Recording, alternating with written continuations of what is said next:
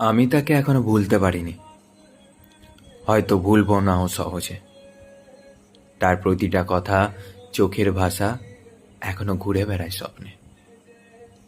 তার ছায়াটা লেগে আছে মনে, বুকের গভীরে এক চুপচাপ শূন্যতায়। সে চলে গেছে জানি, চিরতরের জন্য, তবুও কিছু ব্যথা রয়ে যায় নীরবতার মাঝে। কিন্তু চাওয়া নেই আর ফিরিয়ে আনতে সেই পুরনো ভুলগুলো আবার জাগাতে। সে ছিল এক অধ্যায়, গল্পের মতো, যা পড়ে ফেলা কিন্তু আর ছুঁতে না চাওয়া। সে যেন দূরে থাক, নিজের মতো করে। আমি চাই না আর কোনো আমরা গড়ে উঠুক।